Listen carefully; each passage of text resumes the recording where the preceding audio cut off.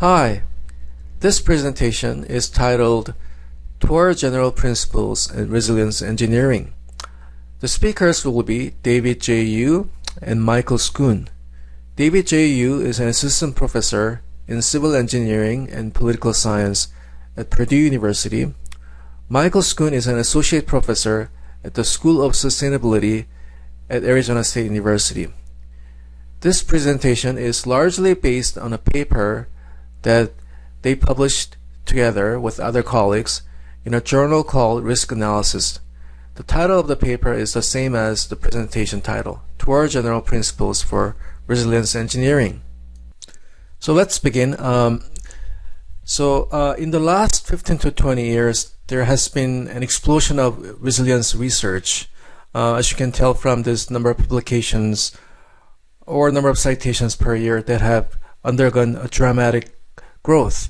And also there has been a wide range of resilience studies. Here I drew this horizontal line to represent this wide range. On the left hand, you'll see systems that are more self-organized. On the right hand, you'll see systems that have more design or engineered components. So early resilience studies focus more on these ecosystems that are self-organizing, such as lakes, coral reefs, how these systems may exhibit alternate stable states, undergo regime shifts, and so on. And also there has been some of this so-called socio-ecological system studies that focus on small-scale community-managed systems such as community irrigation systems, community forests, inshore fisheries, and so on. In the more recent years, there has been a lot of interest on urban infrastructure-dependent systems, how these urban systems can maintain function in the face of natural or man-made disasters. And that is the focus of our today's presentation. On what conditions make these urban or infrastructure-dependent systems resilient in the face of these disruptions. And there has been a lot of research looking into the general principles or general conditions that makes these systems resilient. So what do we mean by principles for resilience? In this presentation, we define principles for resilience as the following: a group of interrelated conditions, rules of thumb, or organizational qualities that, taken together, bring out general resilience in an infrastructure-dependent system. And here we need to also distinguish between two types of resilience: general resilience versus specified resilience. General resilience means resilience to all kinds of shocks, including extreme, novel, and unknown ones. In contrast, specified resilience is about resilience of what to what. So specified resilience is very specific about to what types of disturbance the system should be resilient to and what system output should be maintained. For the purpose of these principles for resilience, we are focusing on general resilience. And here we're focusing on principles for resilience discussed within the field of resilience engineering. It's a field that got initiated in 2004 as a complementary perspective to traditional risk perspectives. And it's a field that's rooted in the broader field of safety science and risk analysis. And so this area focuses on critical systems such as nuclear power plants, air traffic control, and military systems, how these critical systems can be resistant to failure through probabilistic risk assessment and organizational culture for safety. And so in the field of resilience engineering, they define resilience as the following: the intrinsic ability of a system to adjust its functioning prior to, during, or following changes and disturbances so that it can sustain required operations under both expected and unexpected conditions. And our work here is motivated by this. There are already existing sets of principles for resilience that are well known and discussed within the field of resilience engineering. And here I provide some examples. 4 corners of resilience engineering: safe fail paradigm and its core abilities, R4 framework, and so on. I'll go over what these principles are in the next few slides. But the point is, there are there's already existing sets of principles. And the focus of these principles tend to be on built or technical systems and organizations that are directly involved in operating and maintaining the systems. That is, these existing principles focus on what are the attributes of technical systems and operating organizations that are associated with improved resilience of the systems. So these existing principles are great. They tell us many important things about resilience, and these are fabulous work done by other scholars. But we find this to be a little unsatisfying because the reality is this: to understand the resilience of these infrastructure-dependent systems, we need to look beyond this technical system and the organizations that are directly involved in operating them. The reality is that these infrastructure-dependent systems are embedded. They are not isolated from the broader social-ecological and technological context. So these are really complex systems that contain both design and self-organizing components. So let's go back to our little example here, the urban water supply system. So this system is constantly interacting with other self-organizing parts, and it's embedded within this broader context. So here we have users and their behavior that matters, and how utility take actions, right, that affect the users and their behavior. And utilities are also interacting and connected to this local level, state level, and national level public agencies. And utility, of course, takes water from a source, a natural source, such as river or reservoir. So it's connected to this natural system. And urban water supply system is also connected to this other types of infrastructure networks, such as power networks and transportation networks. Power system cannot generate electricity unless there is water supply, right? So there's that connection. And power system in turn is connected to this transportation network. So what we have is this complex layers of networks that contain both design and self-organizing components. So the question that we raise here is this: do principles for resilience that are currently discussed in safety and risk sciences and also in resilience engineering, do they sufficiently reflect this reality of infrastructure-dependent systems, the broader nature of the systems? If not, which additional principles could be considered to better address this partly design and partly self-organizing nature? Also, these existing principles tend to be really high-level guidelines about organizational and built system qualities. For example, encourageability for adapting, encourageability for learning, and so on. So these are really high-level guidelines. So the question that we have for this is this: which underlying or secondary conditions give rise to such first-order or high-level qualities? To tackle these questions, we need to first understand the state of the art. So let's go over a few examples of resilience principles that are currently widely known and discussed. The first example is so-called Four Cornerstones of Resilience Engineering. It's proposed by Eric Hornagel, who is the father of resilience engineering. And he says these four abilities are crucial for resilience. Ability to monitor internal states and the external environment of a system.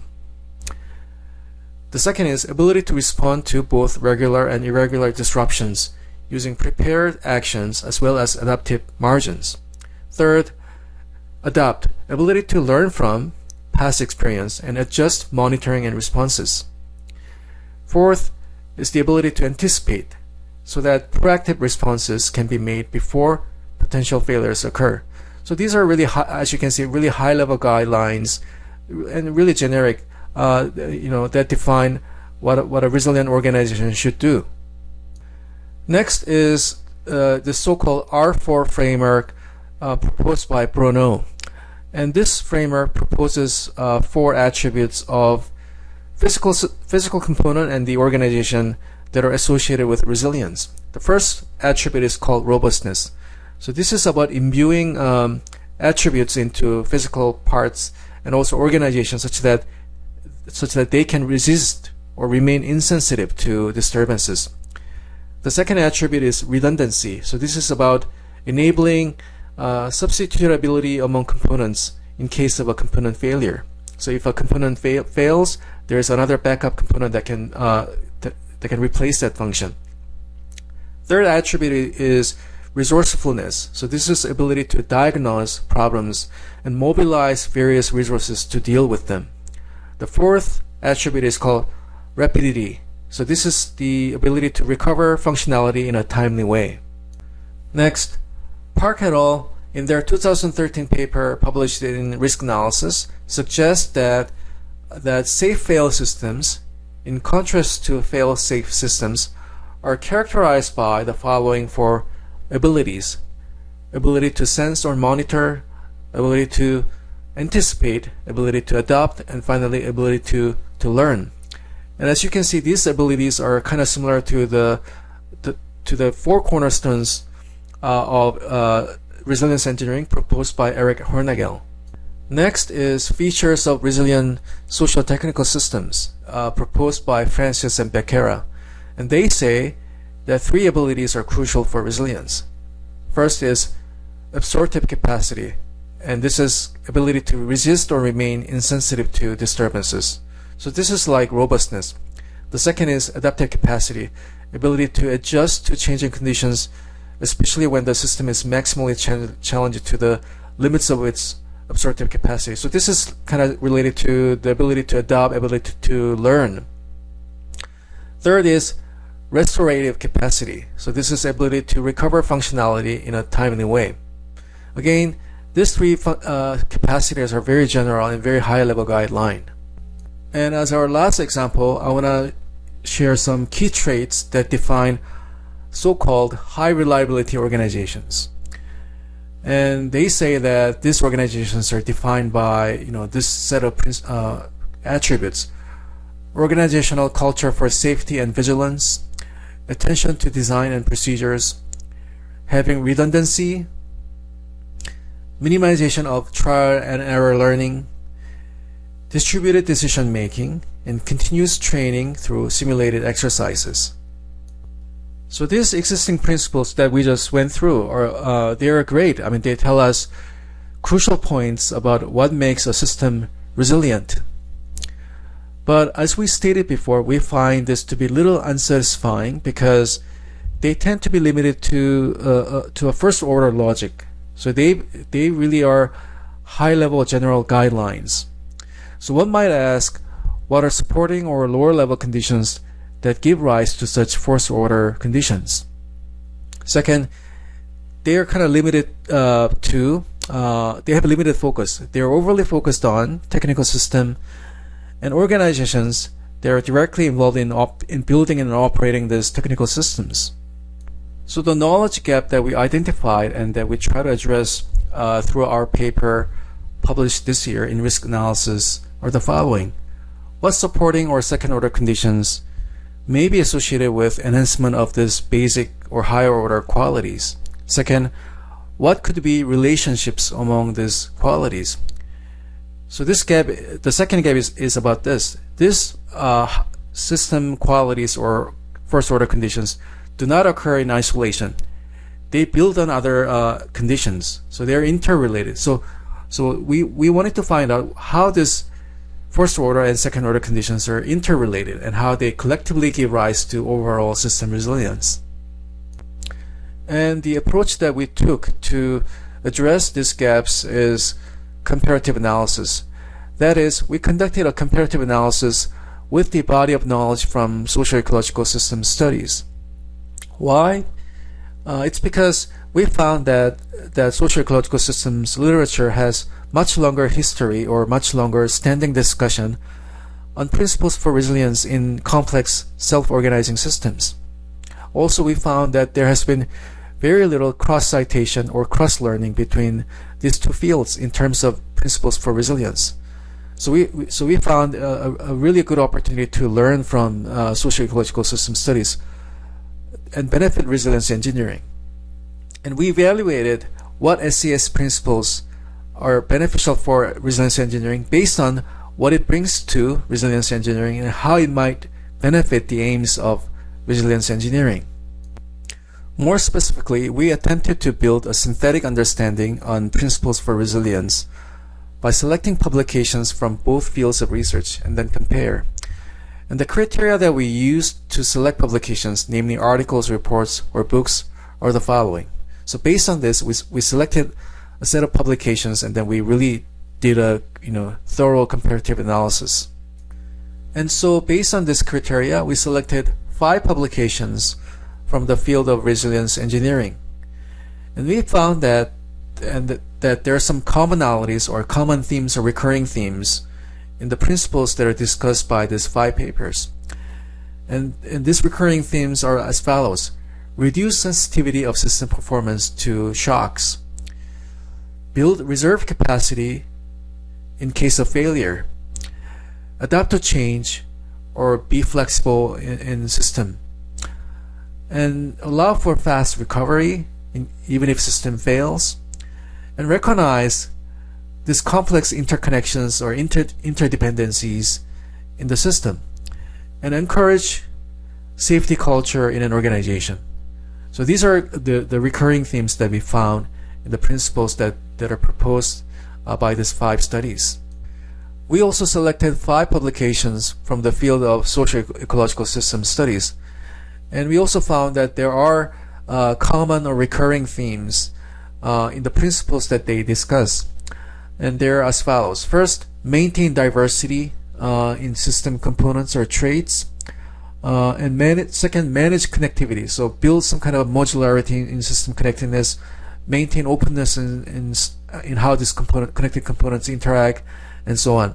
Third, encourage learning by doing. So this is about encourage learning, encourage experimentation, build monitoring and sensing into the system function.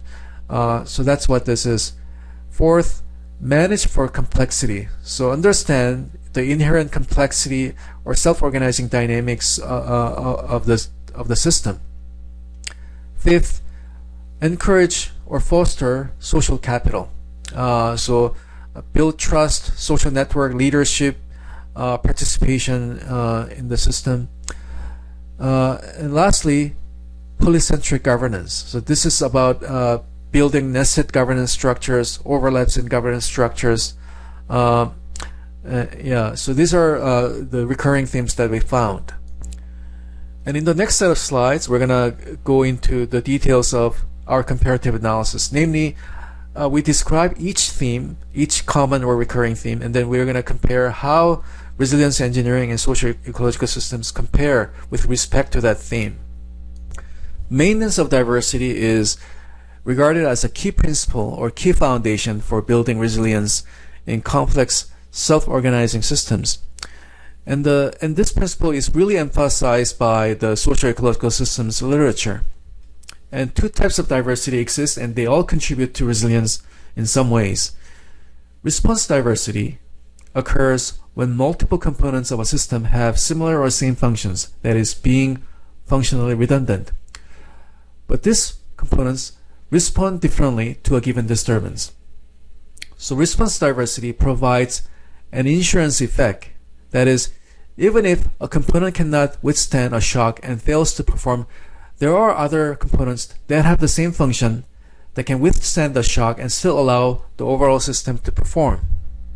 In contrast, functional diversity refers to variation or heterogeneity in system components' traits or functions. When system components have more diversity in traits or functions, they are more likely to be complementary to one another. And this complementary effect may enhance overall system performance, because the more different types of traits or functions there are, the more outputs and activities are likely to be generated in a system through synergistic or complementary combinations of these diverse features. For example, functional diversity can stimulate the capacity for adaptation and innovation if social organizations have more diverse people or members with more diverse traits and features. However, it is important to realize that too much response or functional diversity can also cause issues. That is, these 2 types of diversity should be maintained at a level that strikes a balance between the danger of being too rigid, which is associated with little diversity, and that of inefficiencies, which is associated with too much diversity. For example, in social systems, too little diversity can lead to group thinking and siloed perspective, whereas too much diversity can result in fragmentation or inability to progress. And this principle is also really well recognized in the field of resilience engineering. And and especially with respect to response diversity or redundancy. So, building redundancy in system components, that's really highly recognized and emphasized in the field of resilience engineering. And this often is emphasized in the form of, building engineered safety features such as redundant parts or backup resources, which prevent component failures in system from causing a system-wide failure. So here you see pictures of backup generators or redundant parts that are really important for operation of critical infrastructure such as hospitals and nuclear power plants. But also this field, resilience engineering, recognized that non-physical components such as organizational rules, guidelines, and work procedures can generate response diversity. So this can be, for example, like rationing of water, electricity, or human resources by applying a set of tiered rules that reflect the severity of situation, and so that's the variation or tiered approach in rules or regulation that generate response diversity. Functional diversity is also recognized in the field of resilience engineering, in particular with reference to how variations and complementarity in the skills and the experience of the workers or front-end staffs and decision makers can contribute to adaptive capacity under complex situations. Another example is this notion of high reliability organizations. So this is really a well-known concept in the field of risk sciences or safety management. And a key principle of high reliability organization is this: reluctance to simplify. And this is about encouraging diversity in experience, perspectives, and opinion in the workers or members of an organization. The next theme is managed connectivity. And this principle is well recognized in the field of socio-ecological system studies. And they say that two features of connectivity can affect resilience. And these are modularity and openness. Modularity refers to the degree of compartmentalization in system connectedness. And openness refers to how easily diffusion can happen across the system nodes or system components. And the idea is this: highly connected system, less modular and highly connected systems can be more effective and show more performance, but they can be also at the same time more vulnerable to a catastrophic system-wide failure, because a failure of a node can more easily spread across the entire network. In contrast, more modular and less connected system, less open system can be less effective, but at the same time they can be more robust to this system-wide failure, because a failure of a node cannot easily spread to other parts of the system. However, the specifics of how modularity and openness affects resilience depends on the context. That is, the nature of nodes and the links in this system structure really affect how modularity and openness affects resilience. When nodes and links represent physical components and flows of resources such as water, energy, or output from a node as an input to another, modularity can enhance resilience, because a highly compartmentalized system is less likely to be impacted by failure of other nodes because it's less dependent on others. In comparison, an overly open or connected system can be fragile because disturbances can spread more quickly and more broadly across the system. When nodes and links represent social agents and their interactions, for example, exchange of information or cooperation relationships among staff and workers, openness can actually help resilience, because this means better flow of knowledge or networks of direct or generalized exchange can facilitate faster recovery and more effective response under unexpected situations.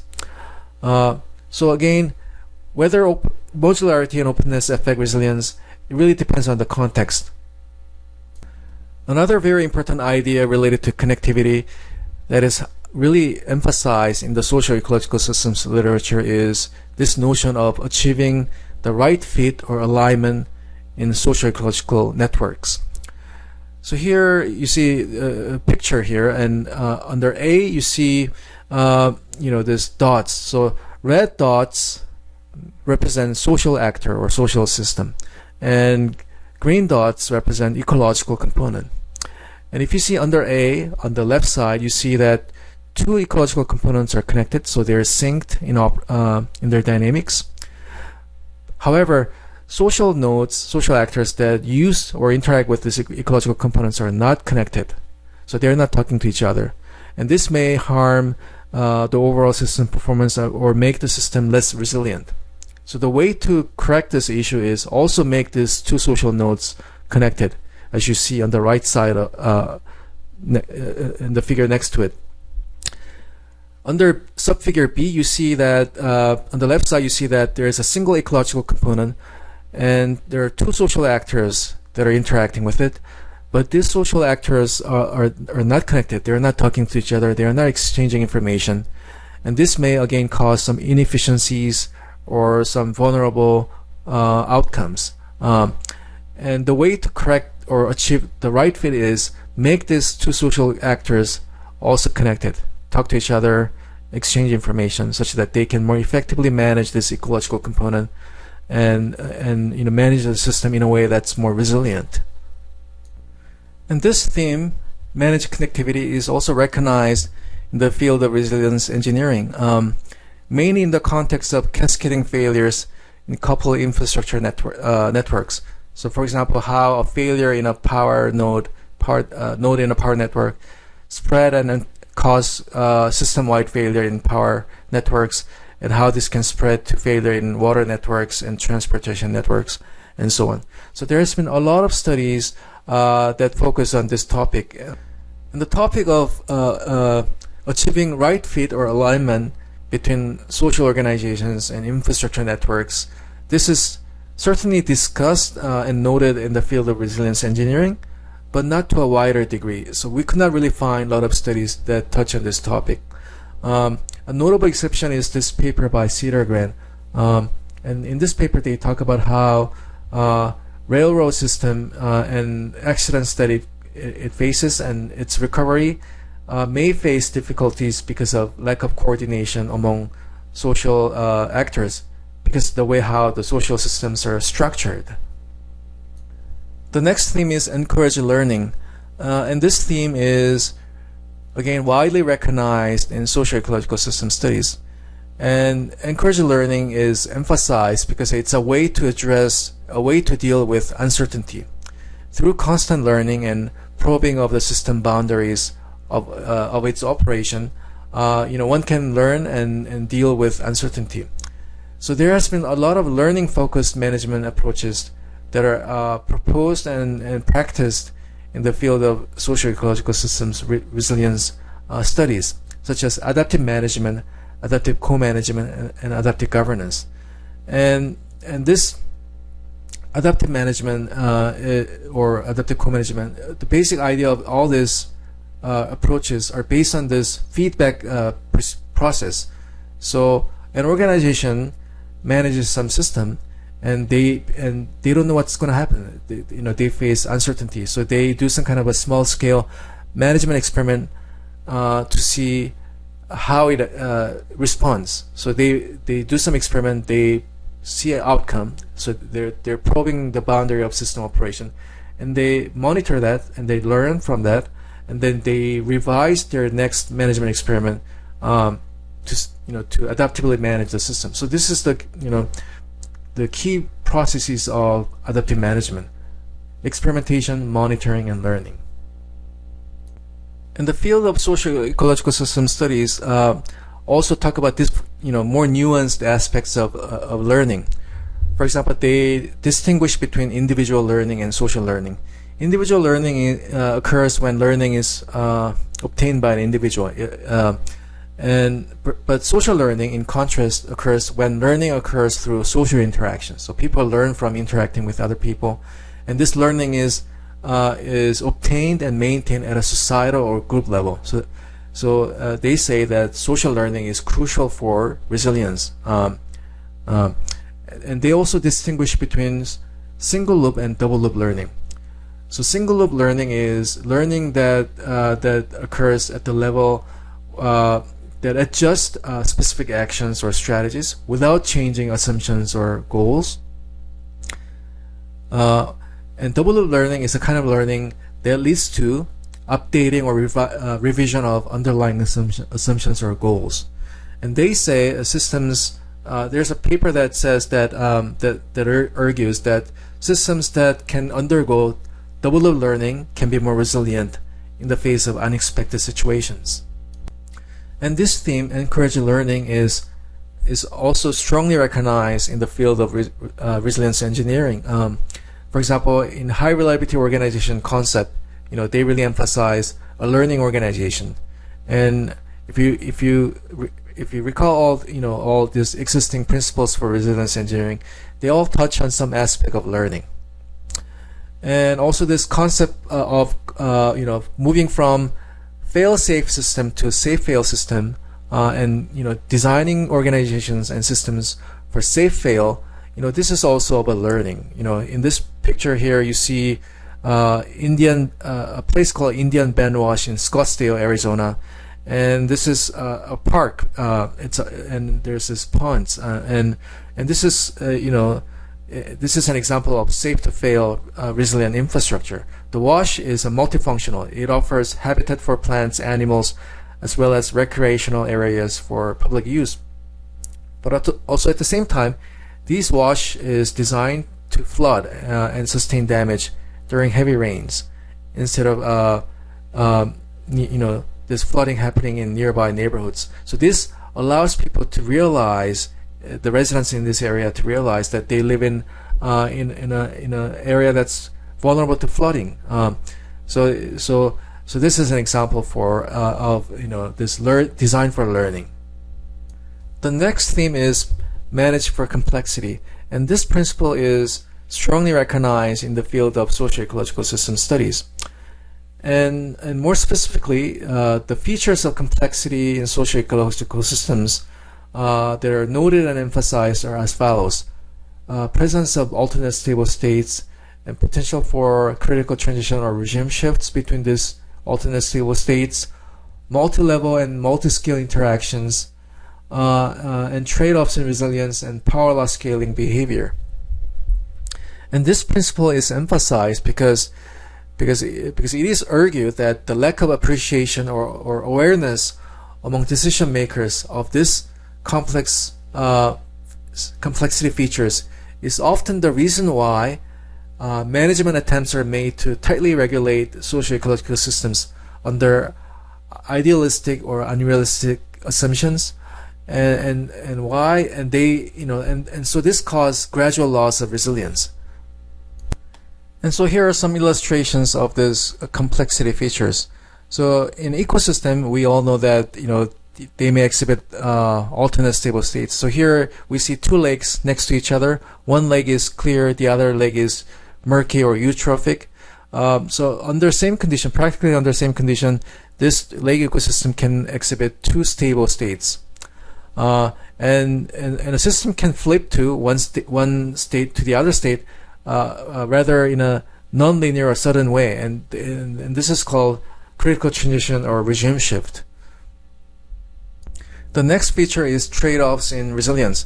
So an effort to improve resilience in one aspect may unexpectedly or inadvertently cause loss of resilience in other aspects. So here a system can be modified to build resilience in one direction, but it can, as a result of that, a system can be more vulnerable to a shock in another aspect.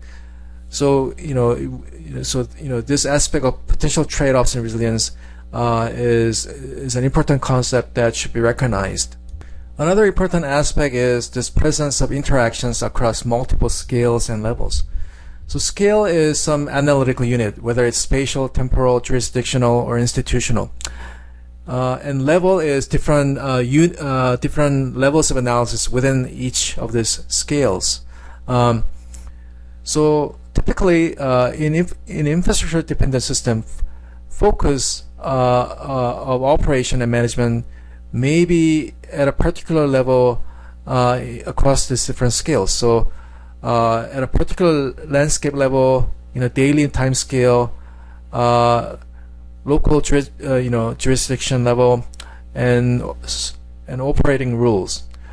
But the reality is that there can be interactions across different levels within a scale, and or also across different scales itself. So this is called cross-scale interactions and cross-level interactions, and this generates really complex dynamics that can generate really unexpected results and unexpected system dynamics. And this theme, manage for complexity, is also noted and recognized to some degree in resilience engineering. A prime example is this notion of normal accident theory, and this theory, suggests that this coupling among system components and complex interactions among system components really make the system hidden risks in the system, such that it's almost inevitable that there will be a failure, a rare but acute failure that would occur in such a system. And I'll stop here, and the remaining slides will be presented by the co-speaker of this presentation, Michael Schoon. In social-ecological systems, we often refer to social capital in multiple different ways. First, people can view it as a form of capital, similar to natural capital or human capital or the hard infrastructures around us in society. Second is as trust and leadership, which are necessary to form collaboration and work together to resolve issues of importance. Third is as a social network, but here we're not referring to social networks like social media networks like Facebook or Twitter. Rather, we're looking at the networks and ties between groups of people or between individuals that enable them to do things. And fourth, we often see the importance of participation as a means to enhance and build resilience in social-ecological systems.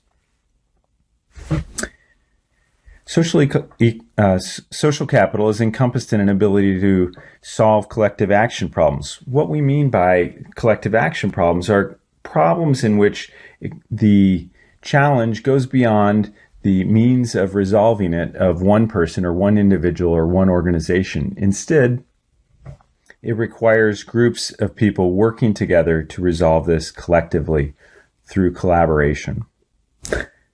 Now, social capital is often discussed in terms of social ties. There are three types of ties that we want to draw your attention to. The first are bridging ties, often called weak ties. These are weaker but important ties with more distant acquaintances. Bonding ties, by contrast, are strong ties between close friends and family. And a third type is linking ties, which are between individuals in formal organizations or groups. Now, just to bring this notion of how social networks and bonding and bridging and linking ties work, we can think of a job search. Some people think that a job search requires connections, perhaps even a form of nepotism. These would be bonding ties, the strong ties between close friends and families. But a lot of work has shown that actually the important ties in trying to find a job are the bridging ties, these weaker ties. The bonding ties are often between a tighter, more closely knit group of people, and they may not have the connections to outside this close network, whereas bridging ties do. For instance, as a student's looking for a job, the bridging tie may be to a professor who has links to a completely different community than the student's family or close friends. These are seen as important mechanisms for and uses of social capital.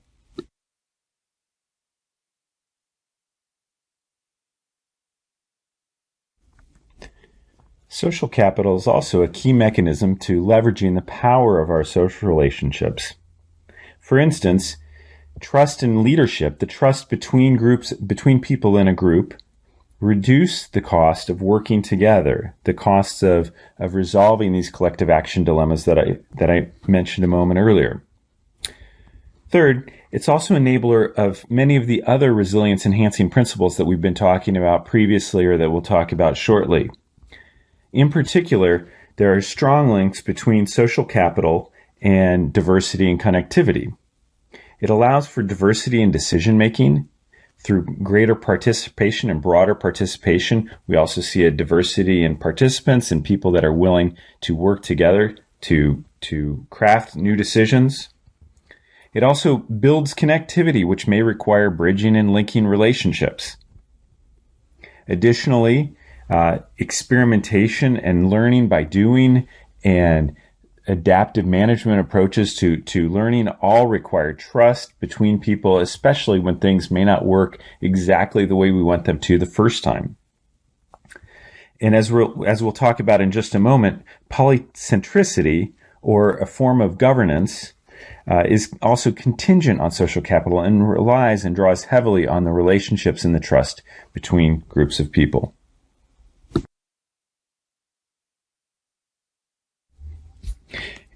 In spite of all this work on social capital in the social-ecological systems literature and social-ecological resilience, there is still not very much explicit in most literature on resilient engineering. It's scattered throughout, but it's not quite as clear.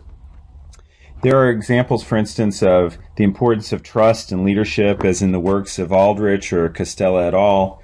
Also, others noting the importance of strong and weak ties in improving community resilience. But building on the benefits seen and discussed on the previous slides in social-ecological systems, we see, as we write in our paper, as prevention and recovery of many system accidents and failures often involves multiple stakeholders' participation and collaboration, social capital can play a central role in promoting system resilience. We see this kind of example of why this is so important in resilience engineering. Now, given all of the previous mentioned benefits from the prior slide and the way it is currently being used in resilience engineering, we see a real benefit to formally including this principle in the resilience engineering literature.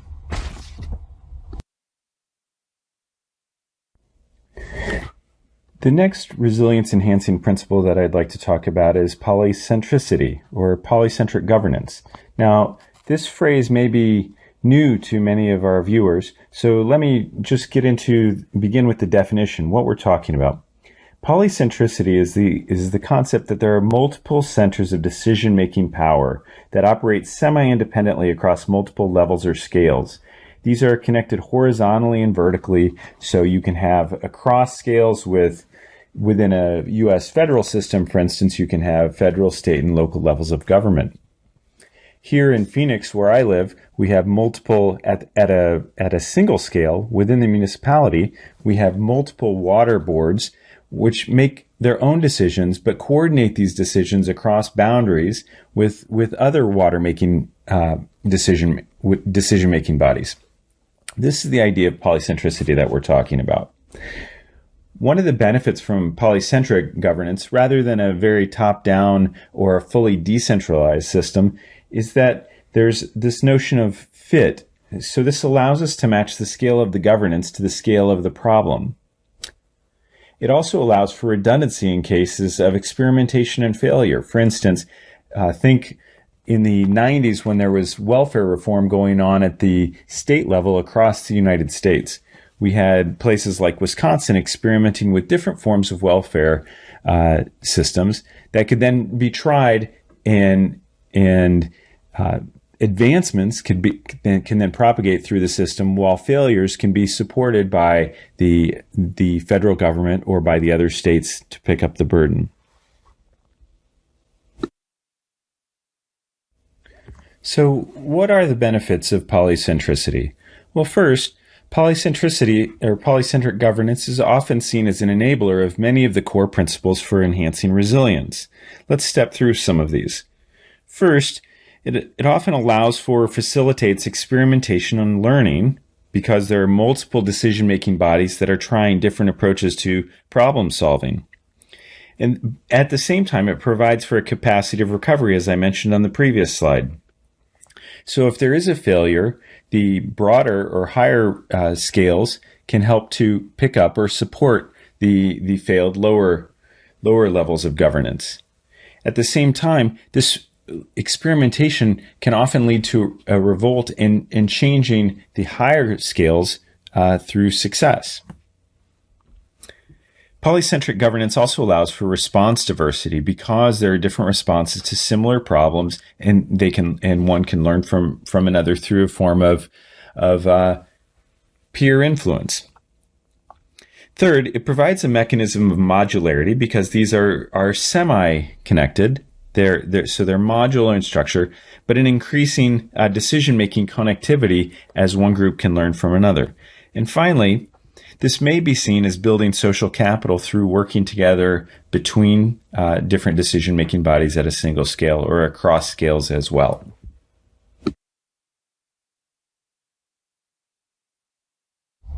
So, how does polycentric governance show up in the resilience engineering literature?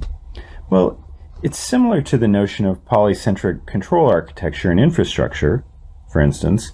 And in this case, one tries to balance the centralized and decentralized approaches to control. In a centralized one, we're concerned with the risk of over-homogenized responses and risks of decision-making bottlenecks. In a decentralized system, we run the risk of siloed thinking and missing horizontal or vertical connections. In polycentricity, given the nature of this modular but interlinked structure, we try to gain the benefits from both centralized and decentralized while minimizing or mitigating these risks. Additionally, polycentric control architecture also provides a better fit of decision-making to the context in the same way that we talked about polycentric governance earlier. This is especially important in disaster response. So ultimately, we see the importance of including governance explicitly in resilience principles, resilience building principles of resilience engineering as an important aspect that we need to consider going forward. So at this point, let's take a look at the results of our comparative analysis. We started by going from social-ecological systems resilience to resilience engineering to see what's already there, what doesn't apply, and what may be lacking either implicitly or explicitly. So if we look at design principles like response diversity and learning and adaptation, these are already recognized and present as part of generally accepted resilience engineering principles. Similarly, system connectedness characteristics and different forms of social capital are often recognized, but they're yet to be clearly packaged into resilience engineering principles. Now, moving from engineering technological design to socially embedding technology, we see a similar pattern is observed with respect to polycentric governance, functional diversity, experimentation, and social learning, the role of institutional arrangements, and the problem of fit involving social networks and governance. Again, many of these are moving from the technological design process to the social embedding of technology. So what are the takeaways from this? Well, how can the lessons presented by this analysis be applied to better inform future resilience engineering studies and practices? Of course, our answer is a more comprehensive set of resilience enhancing principles. What we'll do next is step through these principles one by one and summarize what we've talked about so far before presenting a framework on how all of these are interconnected and interlinked together in creating an all-encompassing vision for resilience enhancing principles for resilient engineering. Stepping through this more comprehensive set of resilience engineering principles begins with principle 1, recognizing that system context matters. This is a warning against panaceas and blueprint thinking. It also requires us to take care with our system boundaries, considering links to other technical networks, natural processes, and governance systems across and at multiple scales, not just about the narrow focus of the system that we may be looking at. Principle 2, fostering social capital. Again, this is the importance of trust, broad participation, leadership, social networks, and institutional arrangements. Principle 3, maintaining diversity. This is a broad perspective of what diversity means. It includes redundancy, which is response diversity, functional diversity, as well as other forms of diversity, both physical and social. These provide insurance and complementarity. And this is not only in physical systems, but in social and human capital as well. Principle 4, managing connectivity. This facilitates the exchange of knowledge and resources throughout a network. At the same time, we often see a benefit from modularity, which mediates against over-connectivity and the rapid propagation of harmful processes, while still gaining the benefits of openness. Principle 5 is learning by doing, which contributes to resilience due to its benefits towards decision-making under uncertainty. Learning by doing includes both experimentation and social learning, where knowledge is gained as a group. Principle 6, embracing polycentric control, is again this idea that multiple decision-making units in a specific geographic area or jurisdiction are connected horizontally and vertically to other units. This is key to matching the governance to the scale of the problem being governed. Principle 7 links to this, the problem of fit. We want to match the technical aspects of our system, account for the relevant biogeophysical processes, design institutional arrangements at and with the scale of the problem in mind.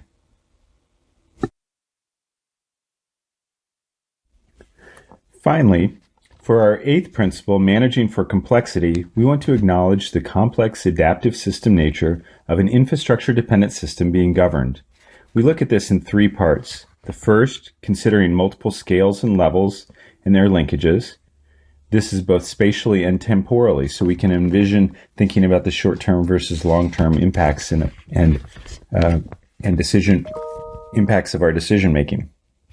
Second, understand robustness vulnerability trade-offs. This is robustness in the engineering sense of the word. Here, we often see how making something more robust or less vulnerable leads to a shifting of vulnerabilities from one place to another. It could be within our system or it could be external to our system. And third, pay attention to interdependencies. These can be physical, for instance, of one system as an input of another.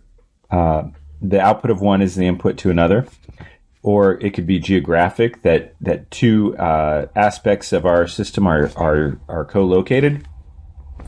It could be cyber with linked information structure, or it could be logical, where two infrastructures affect the state of each other via human decisions.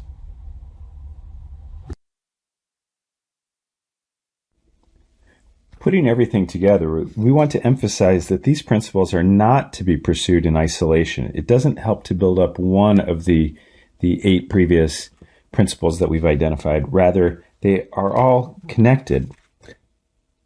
We've created this conceptual model to illustrate some of the relationships between these principles. For instance, on the left side of the figure are many of the social or governance aspects of the system. To step through a few of these interrelationships, we see broadening participation, potentially improving the learning by doing through social learning. Building on successes of social learning leads to an increase in trust and strengthening of social networks. At the same time, that very broadening of participation tends to also improve polycentric governance, which, as discussed, addresses issues of fit while providing for redundancy and modularity in the governance structures. On the right-hand side of the model, the built infrastructure, or the built part of the system, this can be imbued with an absorptive capacity through risk analysis, as is traditionally done in resilience engineering, as well as through redundancy and modularity in the physical components. This isn't the same redundancy and modularity as on the left side, where we were looking at the social systems and governance systems, but it is similar in concept. And then finally, managing for complexity requires a holistic rethink of our system in aggregate. So we've put this outside of our conceptual framework as something that's important for the whole thing in aggregate. All of these things build towards our final goal of increasing resilience in a system. And this is David Yu again. And so in conclusion, in this presentation, we presented a more comprehensive set of principles for resilience engineering based on comparative analysis between socio-ecological systems and resilience engineering studies. And why this is important? Because there are these unknown and unknowable disturbances facing infrastructure-dependent systems on which our society depends on. And so it is crucial that we know how to build general resilience, that is, capacity to deal with all kinds of shocks. There are existing principles for resilience in resilience engineering, but we found them to be a little unsatisfying because they tend to have limited focus and tend to focus on first-order logic. So we really went after to find if there can be cross-learning between socio-ecological system studies and resilience engineering studies, and through that how we can generate a more comprehensive set of principles for resilience, and that's what we did. So that concludes our presentation.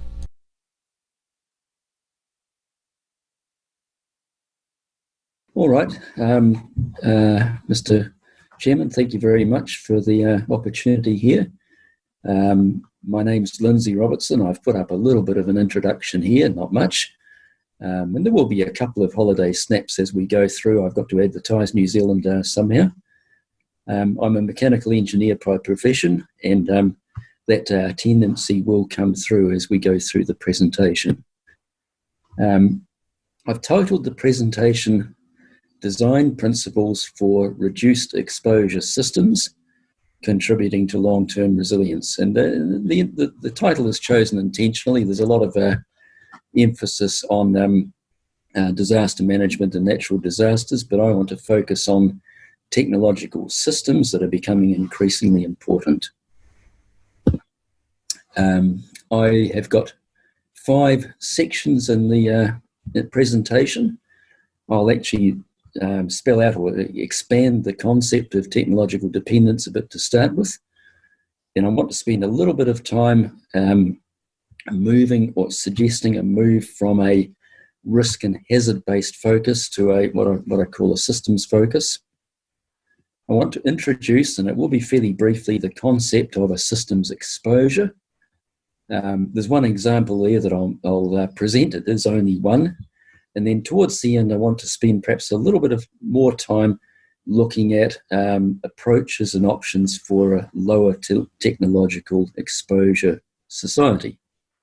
So off we go.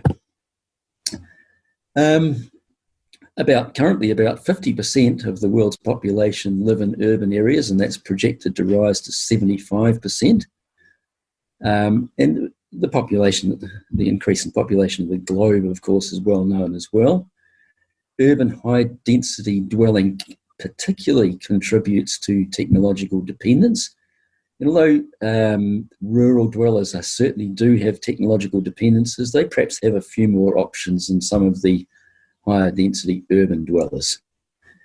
Quite a bit of that dependence, I guess, has been driven by economies of scale, which has moved us towards highly centralized technological systems. But either which way, the bottom line is at the moment, for the foreseeable future, there are quite large numbers of people who are vulnerable to technical failures. And the failures we're vulnerable to are across quite a wide range of areas: harvest, preparation and distribution of food and water, durable infrastructure, but also things like sewage removal, fuel and energy, health services, financial services, communications. Basically, all of them are essential. If one of those fails, we're faced with life-changing decisions in fairly short lengths of time. Traditionally, We've considered these systems with a risk-based approach, but I want to suggest that there's a few weaknesses in that approach, and also there are perhaps better ways of doing it. One of the real weaknesses is that for anything other than toy cases, we really don't have very useful probability data. And even in the cases where we do have some reasonable probability data, projecting those to the future where the circumstance is not the same is not all that good. And at the risk of being a little bit facetious, over a long enough time frame, P tends towards 1 for any random hazard. But that's not a whole story. Not all hazards are random. There are also guided, or as I've said in other places, misguided entities who actually look for weaknesses in systems. And for those sort of cases, the hazard is automatically probability equals 1. And it's very easy to overlook weaknesses. So for that very brief reason, I think there's actually a rationale for moving from a more traditional risk-based approach to a more systems-based approach. I think we need that in order to achieve the long-term resilience or robustness. And there's one phrase at the bottom of this slide, which I think is the key, the sort of the bridge that links us from the risk-based approach and then leads us through into an exposure-based approach. And that's just the observation that wherever there's a weakness in a technological system, that weakness is exposed to hazards. And you can flip that around and say, if there is no weakness, then the hazards don't matter. If there is a weakness, then any number of hazards can align with it. And that's the bridge, and that leads us onwards. So I want to look at what I've called an exposure basis for evaluating a technological system. We'll start simple and work through. If we start very simply and consider one particular service or one line of goods that's delivered to one individual, we can actually map out the technological system that's supplying that. And in terms of the sub-processes and the external streams that are needed, and we can actually represent that using a good old Boolean logic type diagram. We can then do what you always do with a Boolean system. You set up a truth table, you set up the permutations and combinations, and you actually develop a metric out of the end of that. The number of times or number of circumstances for that technological system where you have either 1 or 2 or 3 separate failures that are required to cause a failure to deliver. It's a very simple metric, no rocket science here, but it is actually valuable. And I'll spend a little bit more time on that. To do that for a large technological system, starting right from scratch, would be laborious, even if it is possible. But there's no real need. We can actually build up an exposure metric from subsystems. We can build up the exposure for a subsystem and then show how that flows forward into the main system. Now, I haven't really got time to delve into that in depth, but it's quite feasible and quite easy to do. As I said before, the exposure metric it's no rocket science. It's conceptually very, very simple, but it is actually a genuine measure of the user's vulnerability. It does have a theoretical basis. It's mapped directly from the technology system that's supplying the goods or services. It does not depend on any subjective assessment of probability. And probably the most importantly is that at the end it actually supports decision making, and you can actually do something useful with the metric. The the illustration that I used previously was aimed at the delivery of one service or one set of goods to one individual. That's important to set the thing up, but it's not very useful in a practical sense. However, it's really quite easy to actually extend the concept to, instead of say looking at supply of milk to a user, one can look at the supply of adequate food and then just use the OR and AND gates to build up the exposure for meat and cheese, potato and rice, or whatever combination of foods one chooses. Technological systems today normally supply not one person, but they supply many people. So we can also look at that metric and say, we can consider population exposure and say how many people actually share that same exposure metric. So we've taken the metric for goods and services, we've expanded it one way to whatever categories of goods and services, and we can also, I guess, expand it the other way and say to how many people does it apply. And as I've said before, it's not rocket science, but it is actually a useful metric. I want to give one example. When one example, it's always a bit dangerous. You never know if it's, well, you can always argue whether it's a good example or whether there are better ones. Christchurch in New Zealand has a sewage system. Christchurch has about, I think, about 400,000 people, give or take, depending on.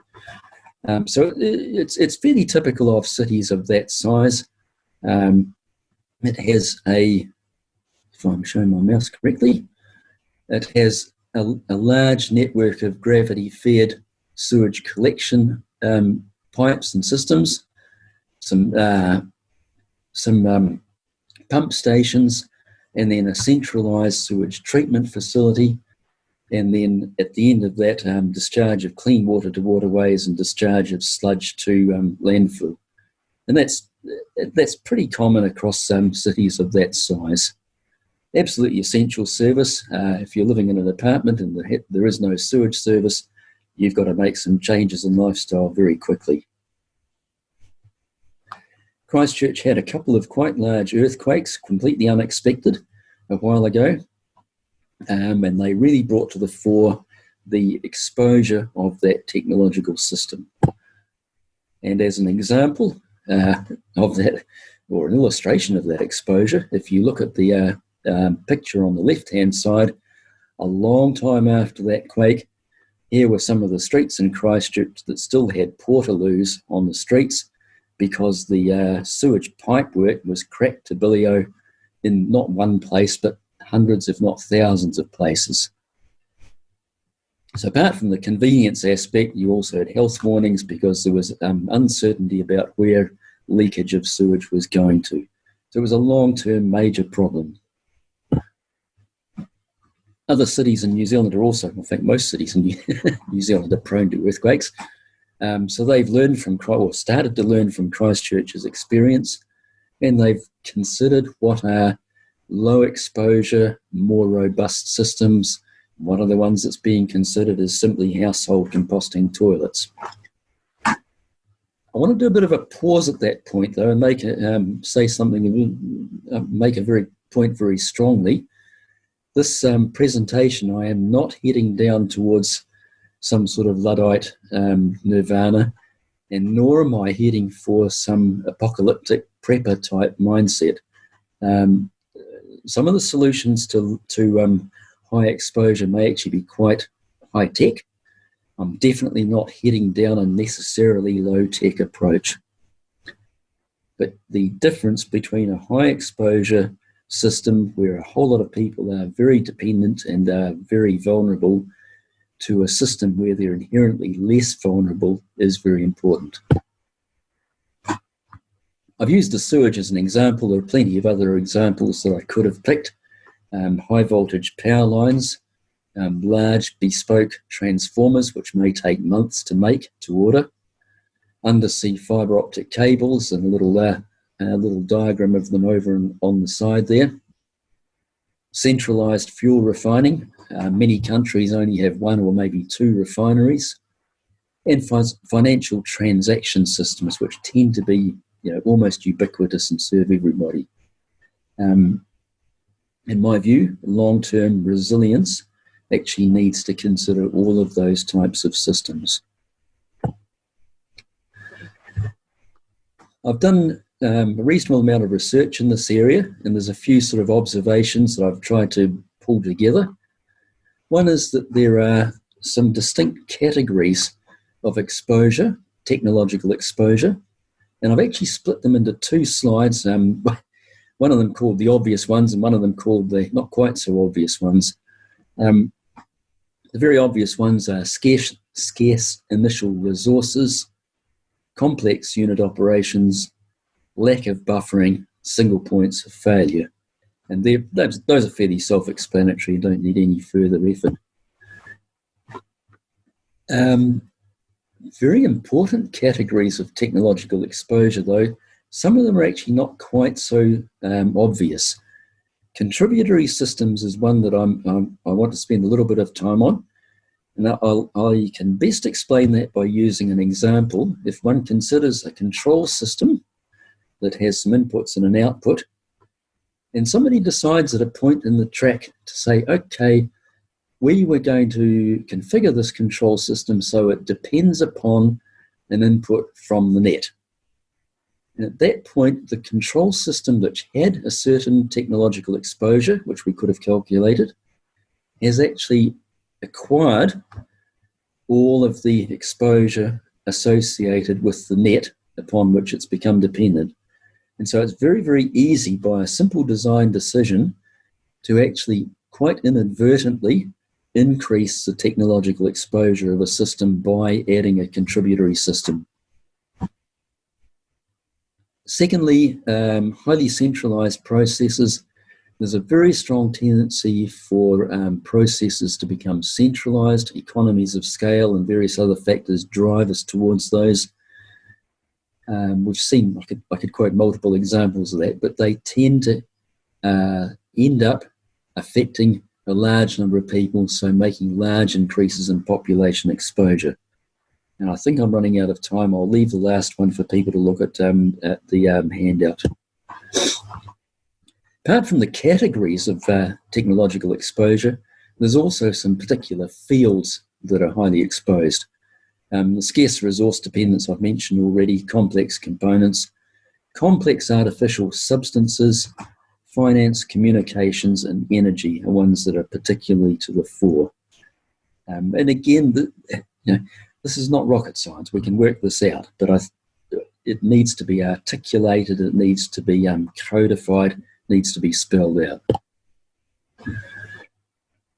All right, I want to start and move towards some conclusions or some where to from here type considerations. I believe that long-term societal resilience needs low exposure systems. And really that means specific efforts to avoid high exposure and high population exposure. And I'd suggest that means intentionally avoiding exposure from contributory systems, building in cutouts, intentionally avoiding single points of failure, insistence upon standardized subsystem interfaces so that we don't have long technological chains where there are no alternatives all the way through them. And the fourth one, which is perhaps not very well spelled out there, is to seek advances in some of the specific cases like energy storage where a technology gap currently contributes to high exposure. And I've put a separate slide because I think it warrants it. Centralized technology is particularly exposed or does engender a particularly large population exposure. And I think it needs to be emphasized. It not only has a technical aspect, but it also has social and economic aspects. We get these vast asymmetries of consequences. I'm driven out of my apartment because something has failed. The person who's supplying the service, it really doesn't hurt them much at all. And secondly, there are costs to that robustness. So if we're not willing to pay those costs, we inevitably are the victim of economies of scale and the exposure. Summarising the conclusions, long-term resilience needs low technological exposure. I think we need to move from a risk and hazard-based focus to a focus on lowering technological system exposure. I think we need to actually recognise that there may well be costs associated with providing that robustness. If we always insist on the lowest cost, we will probably end up with a highly exposed system. And we finally, as a racking back to a point earlier on, I'm definitely not heading towards a Luddite conclusion. I think we've got to provide for advances at the same time as avoiding high exposure. So here we are, there's some take-home points, and I have actually provided a handout. So I've tried to summarize the presentation, give some references and also some contact details. But the take-home points are, there is a problem. We have a high dependence on technological systems, and we're exposed to them, we're vulnerable to them. Risk focus is not adequate to address this. We need to move towards lower technological exposure if we're really to get societal resilience. And two of the main approaches there is reduce the level of centralisation, reduce the effective contributory systems, and if necessary to pay for some of those things. But I want to finish up on a hopeful note. Improvements in my view are actually possible. We actually can reduce the exposure of current technological systems, and as long as we're willing to deal with both the social, the technological and the economic issues. And I'll finish up with a holiday snap, which is not far away from where I am and makes me feel happier all the time. So thank you very much for your attention.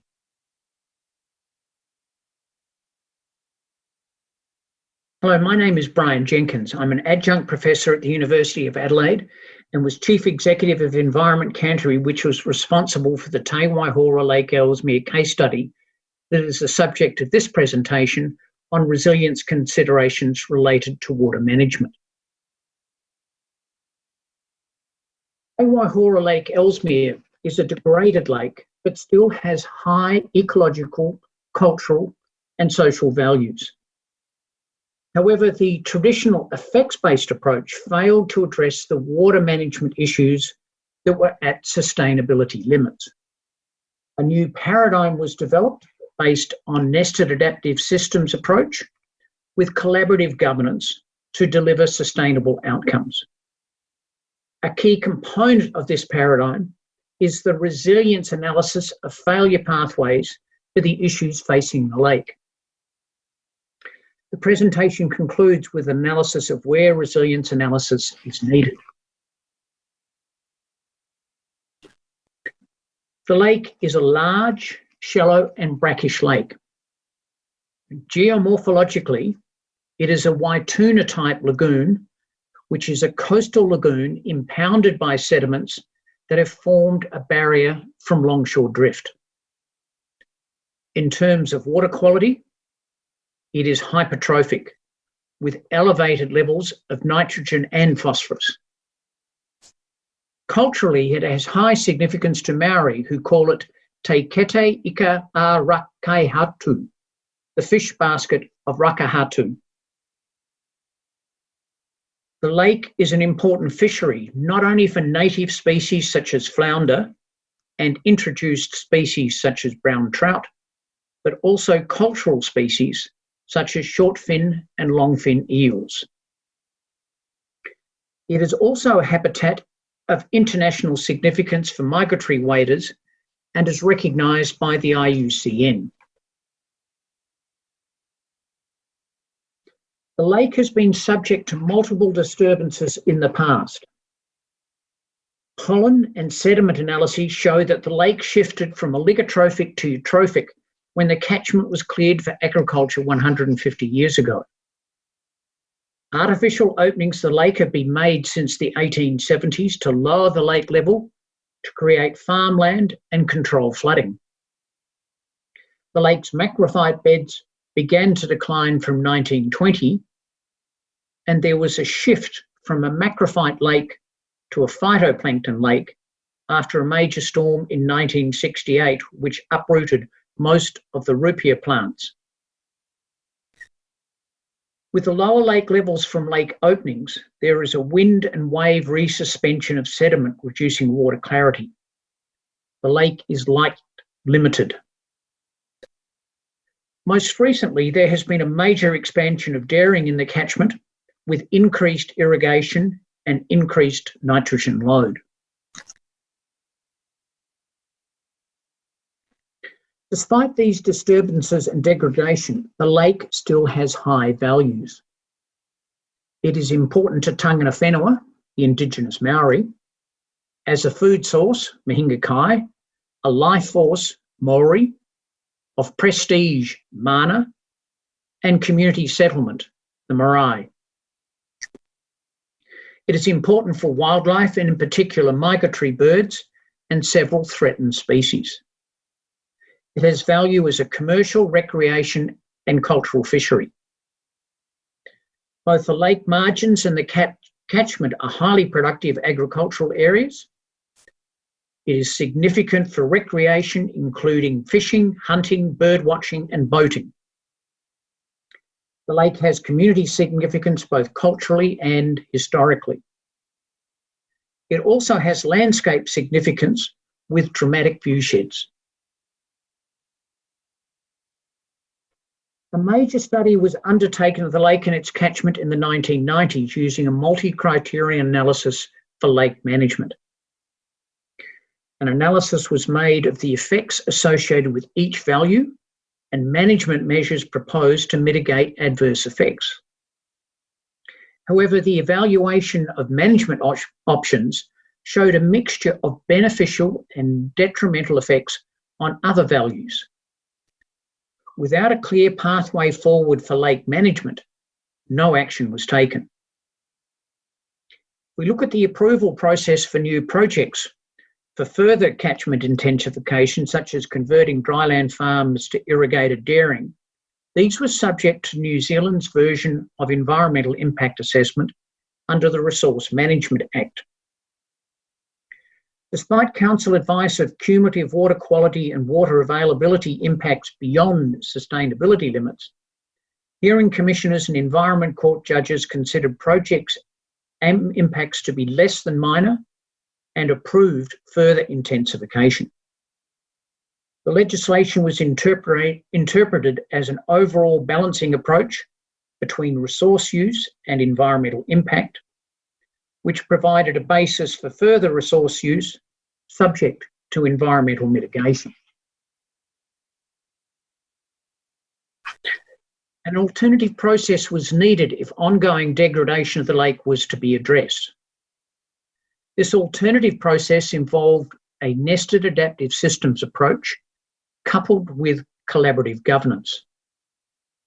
Key elements of nested adaptive systems include defining adaptive cycles for system management, resilience analysis to identify priorities for restoration without affecting other values, and the development of models to enable system predictions. The use of a collaborative approach rather than a regulatory approach was introduced.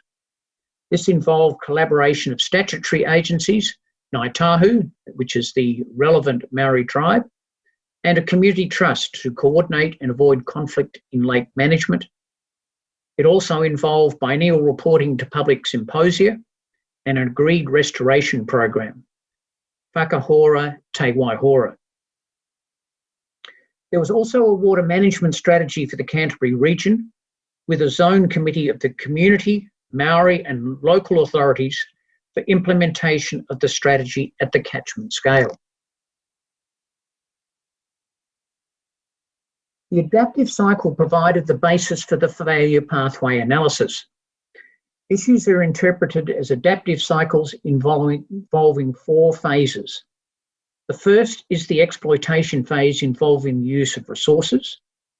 The second is the accumulation phase with the build-up of material or energy. The third is the disturbance phase involving changes that can alter the system. And the fourth is the reorganisation phase, where either the system recovers and is sustainable, or it shifts to an alternative degraded system and is unsustainable. Failure pathways are those that can destabilise the system. Failure pathway analysis involves identifying the critical variables for potential failure pathways and their resilience thresholds, where resilience is the capacity of a system to absorb disturbance and still retain its basic function and structure. The next key step is the design of management interventions to address failure pathways. There are 4 generic approaches, one for each of the phases of the adaptive cycle. For the exploitation phase, this is reducing the pressure on the resource. For the accumulation phase, this is addressing legacy issues. For the disturbance phase, this is increasing the resilience of the system. And for the reorganisation phase, this is rehabilitating adverse effects. In the resilience analysis for the lake, a number of components were found to be resilient despite the degraded state of the lake. These included short-finned eels, the fish common bullies, freshwater wetland vegetation, black-billed gulls, and the trophic status of the lake. Other components were found to be vulnerable, such as long-finned eels, brown trout, the rupia beds, black swans, and water clarity. Some components were variable: the flounder, the freshwater inflow to the lake, and salinity. There were also invasive components taking over from native species, such as willow and Canada geese. Consideration was then given to the vulnerable components. One example is long-finned eels and the role of the lake in their life cycle. Long-finned eels have an unusual life cycle. The adults leave the lake and swim thousands of kilometres to tropical waters. The females release eggs which are fertilised by the males, and the adults then die. The larvae drift from the Pacific Ocean towards New Zealand. As glass eels, they seek connection to freshwater, and as juvenile alvas, they migrate upstream. They mature to become adults, and the adults migrate from freshwater to seawater to complete the cycle. It was found that there were limited lake openings around May when the adults migrate, and around September when the glass eels return. A way of improving long-fin eel recruitment would be to match lake openings with eel migration times. The next stage of the resilience analysis was to examine the implications of changing the lake openings on the other values of the lake. Lake openings lower lake levels. Of particular concern was the potential to affect wader habitat, especially in summer when freshwater inflow was low and that there were high levels of migratory waders. A model of lake levels was developed to assess the effects of changing the timing of openings. This model would enable testing how the changed regimes compared to the current opening regime that would be designed to manage flooding of farmland and water levels of waders. The lake level model required measurements of inflows and outflows. Inflows were from tributary streams, from rainfall on the lake, from seawater seepage through the barrier, from groundwater seepage from the catchment, from seawater during the lake openings, and also seawater from overtopping the barrier. Outflows were from lake seepage through the barrier, through evaporation from the lake surface, and outflow during lake openings. A 38-year sequence was available to model lake levels for different opening options. A typical output from the model shows the inputs and outputs to the lake, such as the tributary inflows and the groundwater inflows and the sea incursions under rough weather, and the lake levels from one of the opening regimes, with the pattern depending on both the inflows and outflows and the timing of the openings. The model was run for 3 different cases. The first was the current opening regime that is labelled actual. The next, an opening regime to facilitate spring recruitment, labelled spring 0.9 metres, and an opening regime to facilitate both autumn migration and spring recruitment, labelled WCO amendments. The table shows the number of years in the 38-year period when openings occurred for the long-finned eel autumn migration and the spring recruitment. Under the actual regime, there were 18 openings during autumn migration and 13 openings during spring recruitment. Under the spring 0.9 metres, the spring recruitment openings increased to 26, but the autumn migration openings declined to 16. Under the WCO amendments, autumn migrations increased to 30 and spring recruitment increased to 22. The different opening regimes were then tested for the critical summer period for the impact on lake levels for wader habitat. The analysis showed that the WCO amendments marginally improved lake levels for waders compared to the actual operating regime, while a spring-only opening regime made the situation worse for lake levels for waders. This enabled the WCO amendment series of openings to be adopted. Other examples of interventions that were included in the restoration program were reducing the nitrogen load in the catchment and removing sediment from upland streams. These are examples of interventions on the exploitation phase of the adaptive cycle by trying to reduce the pressure on the resource. An example of addressing legacy issues is the accumulation phase, and that is the removal of weeds such as grey willow. Examples of the disturbance phase of increasing resilience of the system were dredging tributaries to increase flood capacity and installing a wave barrier to enable submerged plants to establish. Examples in the reorganisation phase of the rehabilitation of adverse effects include re-establishment of the rupia beds and native plant revegetation around the lakeshore.